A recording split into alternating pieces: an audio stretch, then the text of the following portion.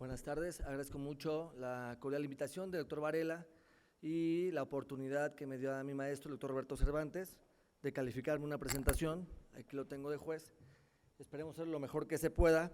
Y quizás cuando hablamos de reflujo gastroesofágico sea para muchos un tema trivial, porque sí existen varios tipos de pacientes con reflujo gastroesofágico. Tenemos pacientes con un curso muy sencillo, muy fácil, que se curan casi solos, los cura la abuelita o la mamá, y tenemos pacientes que cuando nos enfrentamos a ellos, nos preguntamos, ¿será reflujo? ¿Será otra cosa? ¿Mejorará con el tratamiento o qué puedo hacer?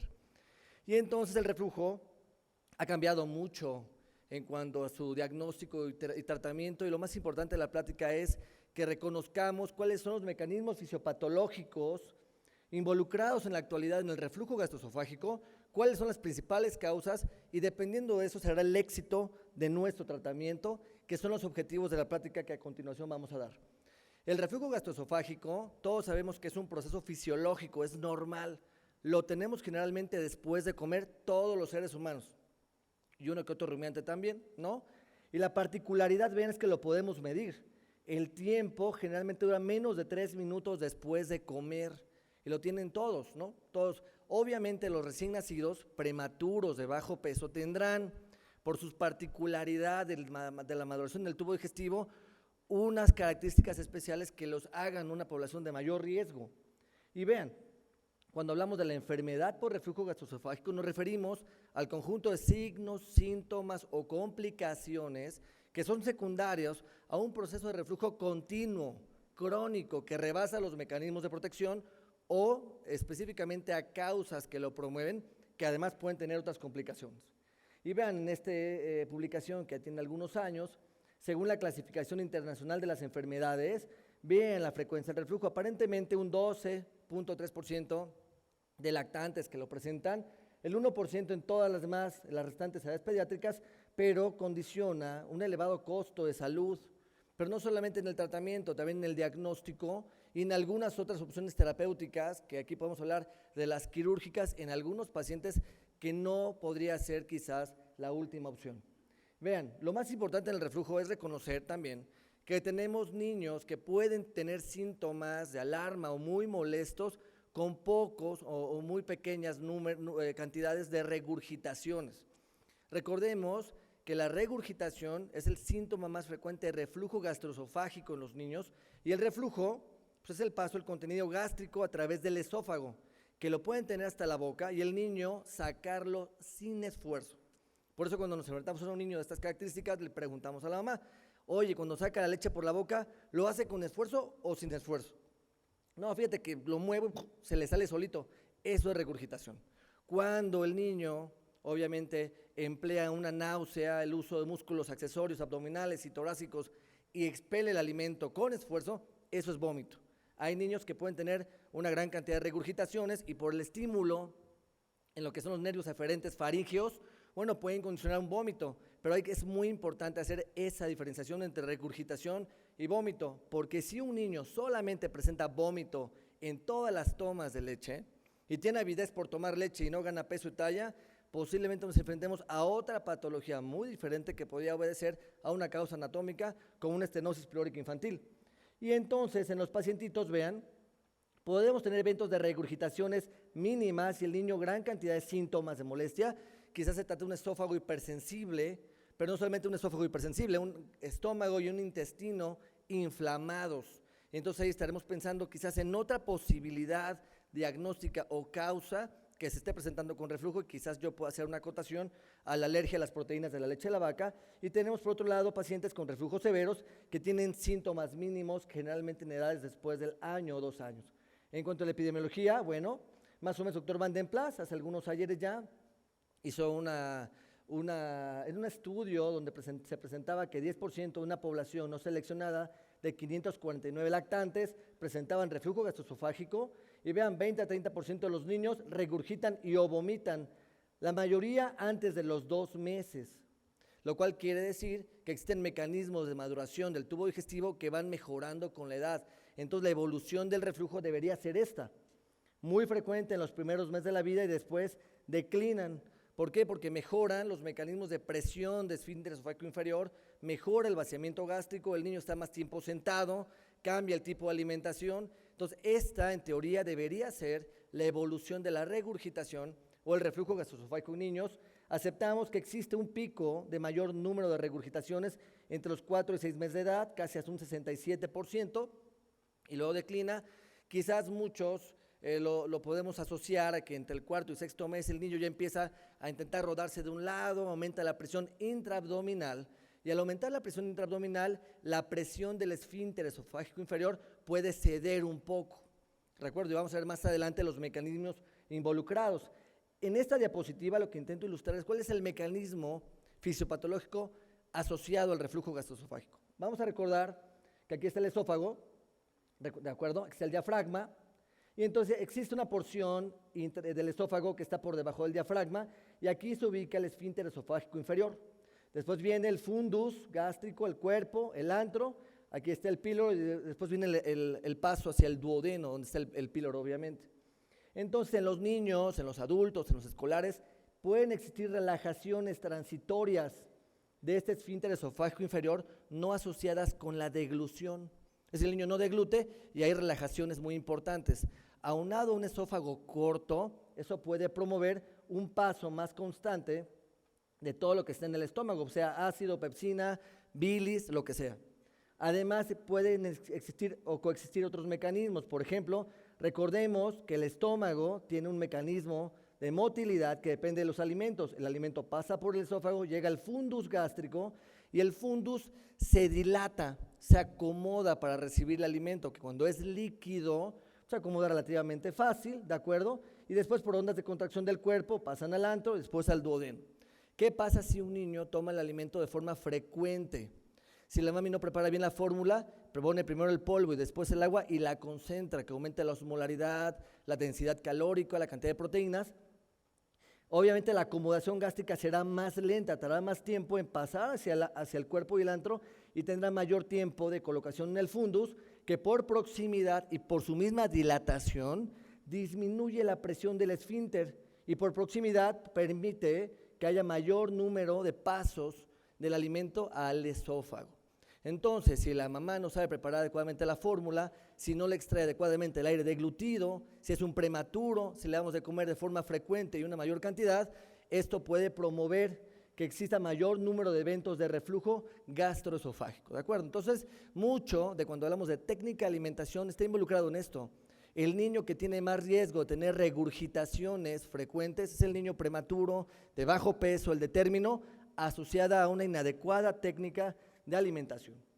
Y aquí está lo mismo. Recuerden que un niño en los primeros meses de la vida pues está todo el tiempo en una posición horizontal y por justamente esa horizontalización es más fácil permear obviamente el contenido intragástrico a través del esófago y presentar los fenómenos de regurgitación. Para su estudio, por lo tanto, podemos determinar que existen diferentes tipos de reflujo gastroesofágico, dependiendo de lo que esté en la cámara gástrica. De forma clásica tenemos el ácido. Y hay estudios muy interesantes que hablan de que ya el estómago, con las bombas de protones en la célula parietal, ya produce suficiente cantidad de ácido. No igual que la del adulto, pero es una buena cantidad para que el niño la pueda utilizar para hidrolizar proteínas. Lo que pasa es que no tiene tanta cantidad de bombas de protones, pero hay una buena cantidad de ácido para suprimir. Puede haber débilmente ácido, débilmente alcalino, puede haber gas, puede haber mixto, todo lo del estómago puede refluir. Entonces es muy importante cuando hablamos del tratamiento, ya en la actualidad nos preguntamos, oye, ¿es un reflujo ácido o es un reflujo débilmente ácido? ¿Es un reflujo alcalino? Y si es así, ¿qué terapéutica voy a emplear?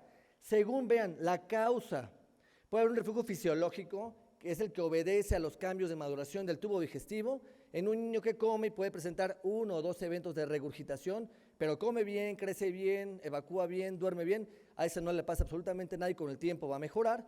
Y tenemos la denominación de un reflujo patológico, que vamos a verla más adelante, que es el reflujo que diagnosticamos y tratamos, y es muy importante saber si un reflujo patológico es primario o es secundario, obviamente, a otras patologías, que hoy por hoy quizás el reflujo que cada vez estamos viendo más frecuente es el reflujo gastroesofágico secundario, que además de asociarse a otra patología, no obviamente de motilidad, sino puede ser a causas alérgicas, inflamatorias u otras más, requiere un tratamiento, un diagnóstico diferente. Y aquí está lo que yo les digo, el reflujo fisiológico es el niño que clínicamente presenta regurgitaciones, pero no tiene ningún dato de complicación. Y ese puede mejorar con la técnica de alimentación, con la educación de los padres, podríamos dar medicamento para aliviar la ansiedad y los síntomas de molestias, pero el marcador que habla y hace la diferencia entre un reflujo fisiológico y uno patológico es el estudio de medición del pH intraesofágico ácido, la famosa pHimetría, que hasta la fecha es considerado el estándar de oro, pero ha ido cambiando, porque como sabemos que existen otro tipo de reflujos, ha surgido otra técnica diagnóstica que algunos ya deben de conocer, que es la pH impedanciometría, que vamos a ver más adelante. De tal suerte que el reflujo patológico es aquel niño que presenta regurgitación, puede venir acompañado de síntomas de complicaciones, llanto, cólico, no come, pueden tener estridor laringio o laringospasmo, fenómenos respiratorios, ¿de acuerdo? Y que al estudiarse tienen un estudio de pHimetría positivo. Y se le haga una endoscopia, pues puede tener datos de inflamación o de erosión esofágica muy importantes. Entonces, cuando nos mandan al pediatra gastroenterólogo un paciente con reflujo, pues siempre pensamos, es una enfermedad, es un niño que tiene una enfermedad por reflujo gastroesofágico y entonces debemos de saber qué tan importante es y qué otras complicaciones podemos encontrar. Y en el reflujo secundario, como siempre comenta el doctor Roberto Cervantes, quizás en los periodos lactantes menores de 12 meses, un niño que tiene eventos de regurgitación, pero además tiene llanto, cólico, molesto, irritable todo el día, no quiere comer, llora por la noche, puja mucho para hacer el baño y tiene otros síntomas agregados en piel o respiratorios, estamos obligados a sospechar o a pensar en la alergia a las proteínas de la leche de la vaca como un exponente que modifica la maduración del tubo digestivo y se presenta con reflujo gastroesofágico que no mejora el tratamiento convencional y síntomas extradigestivos acompañantes. No debemos olvidar que hay niños que pueden presentar de forma inicial con alteraciones anatómicas, reflujo gastroesofágico y o vómitos, descartar enfermedades infecciosas, metabólicas, errores innatos del metabolismo, la acidosis tubular renal en pacientitos quizás a partir del cuarto o quinto mes que tienen regurgitación, pero comen poco, se llenan rápido y detienen el crecimiento longitudinal de una forma muy importante. Y siempre pongo a su consideración que existe un grupo de niños que tiene mayor riesgo de presentar reflujo gastroesofágico, y entre ellos obviamente el prematuro, que aunque decimos que el prematuro no tiene un pH intragástrico menor de 4, sí lo pueden tener, ¿de acuerdo? Hay estudios, uno de Tajero Mari, donde se midieron niños prematuros de 35 semanas y se les hizo estudio de pHimetría y tienen un pH menor de 4, ¿de acuerdo? Pero sus mecanismos de protección son menores. Los niños con alergia a las proteínas de leche de la vaca, por esa misma inflamación que modifica la motilidad gastrointestinal asociada a la histamina y complejos que modulan la motilidad, el paciente con síndrome de Down puede tener mayor riesgo, los pacientes con parálisis cerebral, este grupo de pacientes que son olvidados y que muchas veces, aunque comen por la boca, la mami también gusta darles medicamento o tabletas de antibióticos molidas o casi molidas, que al consumirlos se les atoran en el esófago y condicionan quemaduras químicas. Aquí voy a poner también el grupo de pacientes que tienen talla baja y que se les dan arginina en cápsulas. Y ahí vamos 4 pacientes en el instituto, niños de talla baja, que al darles arginina condicionan quemaduras químicas en espejo, en esófago, y es un dolor indescriptible. Por eso hay que tener mucho cuidado con lo que damos a los pacientes también. Los pacientes con neumopatía crónica, trastornos esofágicos, operados de interposición de colon. Los pacientes obesos, porque existe un aumento de la presión intraabdominal muy importante, y eso condiciona eventos de reflujo gastroesofágico importantes, ¿de acuerdo? Y obviamente tienen mayor número de relajaciones transitorias y porque están por la forma de comer, la composición del alimento, pueden tener disminución del tono del esfínter esofágico inferior. Cuando hablo de alergia a las proteínas de leche de la vaca, este grupo de pacientes, porque es un diagnóstico diferencial obligado en el niño con reflujo, porque miren, conforme uno va teniendo más pacientes neonatos y vienen con un curso, a veces decimos inespecífico, y fíjate que tiene algunas 2 o 3 regurgitaciones, pero come y cuando come tiene un estridor y después de comer lo sigue teniendo, pero fíjate que no tiene tanto sandífer, pero tiene un cólico increíble y le damos tratamiento y a veces decimos, oye, ¿tiene reflujo o tiene otra cosa? ¿Cómo lo vamos a manejar? Entonces el reflujo gastroesofágico de forma tradicional tiene una gran batería de síntomas, ¿de acuerdo? Muy importantes, pero un reflujo gastroesofágico, si es primario, si es fisiológico, debe mejorar. En la experiencia que tenemos en el instituto, un paciente con reflujo gastroesofágico y síntomas digestivos, síntomas extradigestivos acompañantes, que obviamente involucran el tracto respiratorio, que puede ser estridor laríngeo, laringospasmo, sibilancias de forma importante, disquesia, que es el pujo que tiene el bebito, de 5 a 10 minutos se evacúa blando y suave, sangrado tubo digestivo, rectorragia. Es un paciente que merece otro tipo de diagnóstico porque el reflujo per se no es capaz de condicionar estas molestias. Y el principal expositor de esto sería un fenómeno inmunológico de alergia a las proteínas de la leche de la vaca, donde comparte síntomas, pero el conocimiento de la etiología y la terapéutica son completamente diferentes cuando los vemos acompañados de estas lesiones tan importantes, eczematosas en mejillas. Y este es un caso que se vio en el instituto de un pacientito con una inadecuada técnica terapéutica. Es un bebito que tenía síntomas de alergia a las proteínas de leche de la vaca y el médico tratante a partir del 3er mes les dio una formulación de arroz comercial que no es una fórmula infantil, es un suero de arroz. Y entonces parecía que era un Steven Johnson, pero hizo lesiones pelagroides muy importantes como acrodermatitis enteropática y un kwashiorkor.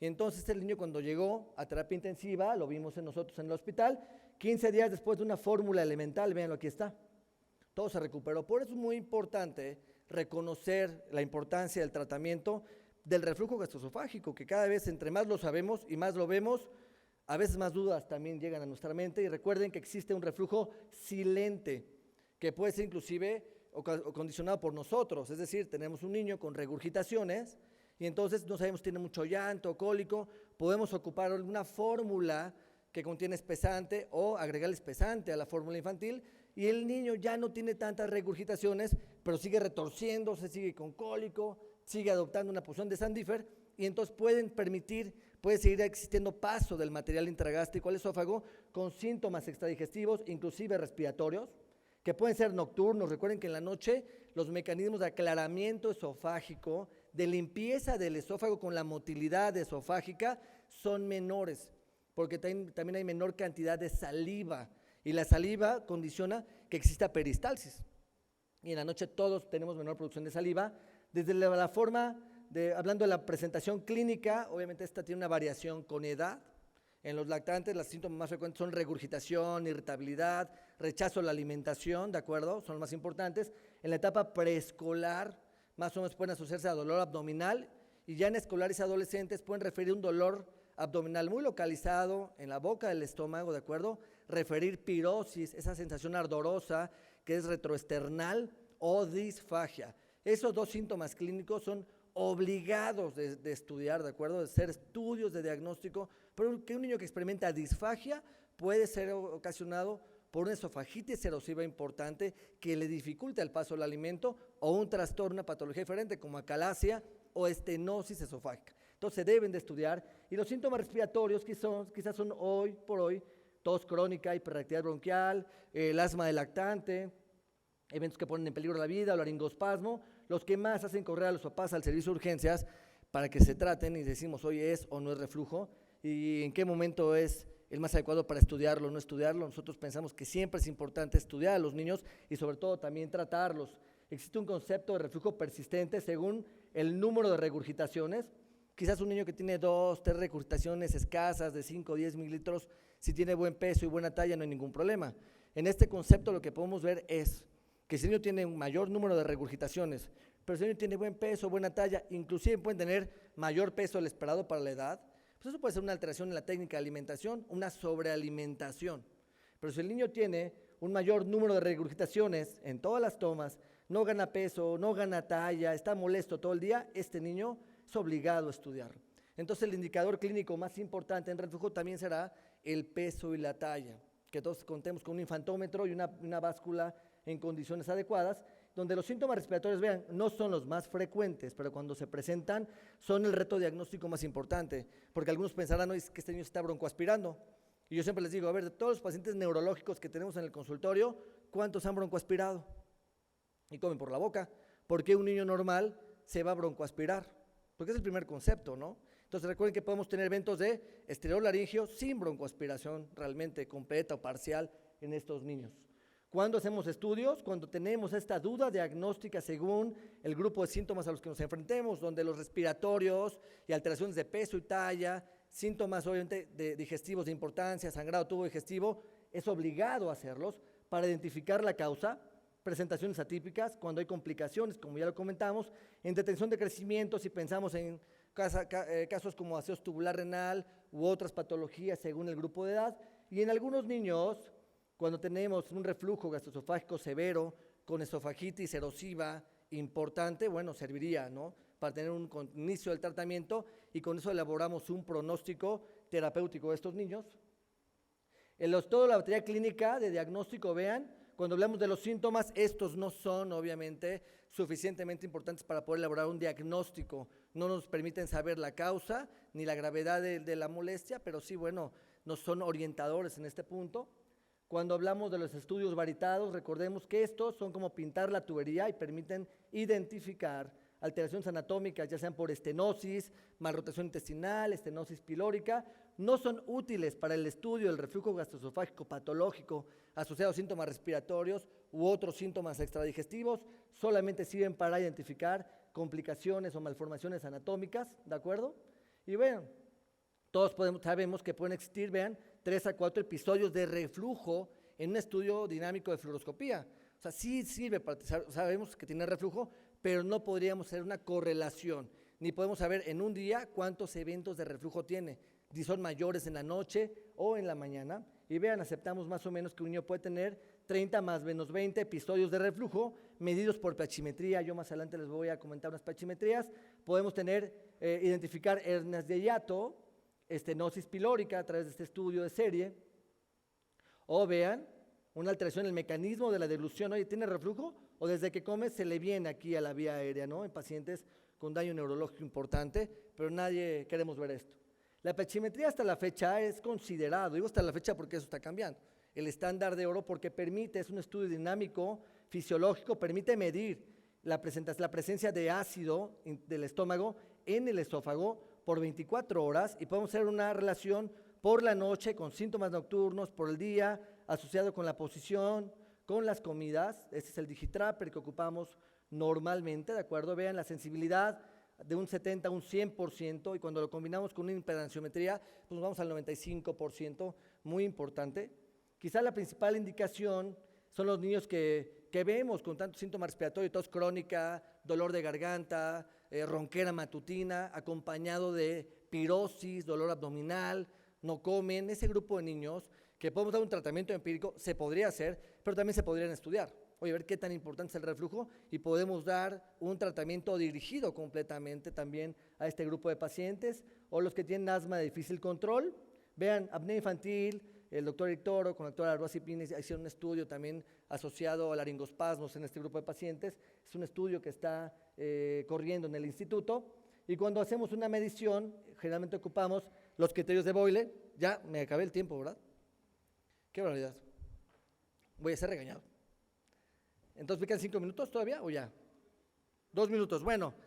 Entonces, vean, me voy a hacer 3 diapositivas nada más. Usamos generalmente un índice de reflujo que es más del 6%, generalmente, para decir que es positivo. En una pH-metría anormal, vean, generalmente tenemos una gran exposición de eventos de reflujo ácido en el esófago. Este es el pH de 4 y vemos una caída que permanece todo el tiempo. Este paciente tuvo 679 eventos de reflujo.